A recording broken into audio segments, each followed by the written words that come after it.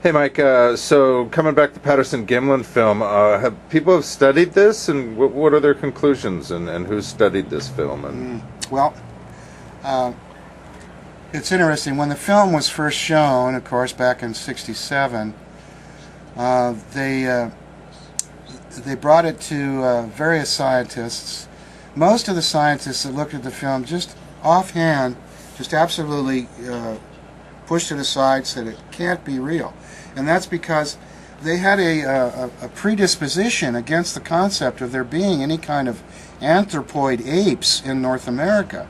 There's a very strong dogma amongst scientists that there have never been any anthropoids on the North American continent other than ourselves, Homo sapiens. So when a scientist saw this thing projected up on a screen, and some of them had access to the copy that they used to show a second generation version of it, but a lot of them saw a copy that was 2 or 3 times removed from the original. And you have to realize that back in '67 they were working with a 16mm film, and in order to see the film you had to project it up on a screen. And we all know that there's problems inherent in that, and it's hard to see. Also, you know that the film, if it's this big, the frame of the film that you're looking at, the Bigfoot's like this big. In other words, it's 100 feet away from the camera. It's really tiny in terms of the whole picture frame that you're looking at. So you take that 16mm, you throw it up on a screen, and you're looking at this figure kind of walking off in the distance. In other words, 40 years ago they couldn't really see any detail. There was just no way, looking at a projection from that tiny little thing, that they could see enough detail. But in recent times, they've taken the film and they've scanned it, and they've converted it using magnification and so forth, and they've converted it to high-density video. And now people are able to really zoom in and get right up close to the Bigfoot in the film, and see so much more detail than they had the ability to see back when they first looked at it.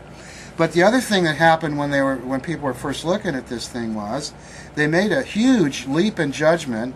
And Napier, for example, and some other people who wrote books about this, they made a direct connection between the creature in the Patterson Gimlin film and modern gorillas. And instead of using the gorilla kind of like as a model, they treated it more like what we were seeing there was an upright gorilla. And they made a direct comparison between that and a gorilla. And so John Napier, for example, he had a problem with the movie. He kind of wanted to believe in it, he admitted that, and he had a tendency to kind of have an open mind to the idea of there being a Bigfoot. But the film itself bothered him, and he said there were 2 main reasons. And one was, as far as he could see, the creature seemed to have a sagittal crest. Well, sagittal crest is a bony ridge on the top of the skull. It's there so that so the jaw muscles can have an extra place to attach to, because in a male gorilla, most specifically and most typically, the jaw is so big and the musculature so massive that just attaching to the side of the skull is not enough. There needs to be more purchase for the muscle attachment. So the ridge grows on the top of the skull, and it's called the sagittal crest.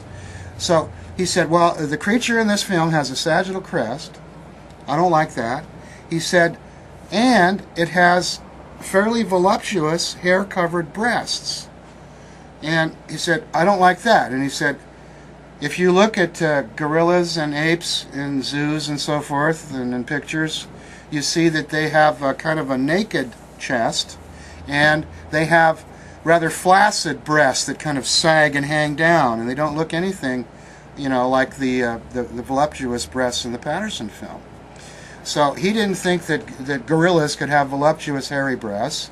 He didn't think that a gorilla with a sagittal crest could have breasts at all, because that would be an indication of it being male.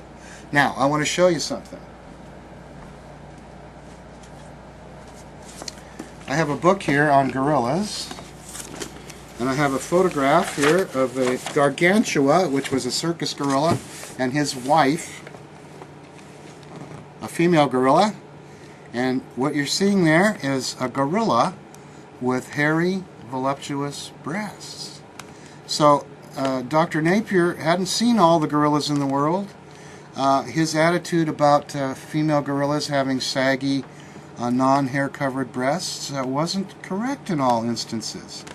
But I want to remind you, it's not a gorilla, it's a Sasquatch. They're not the same thing, so making a direct connection was a mistake to begin with.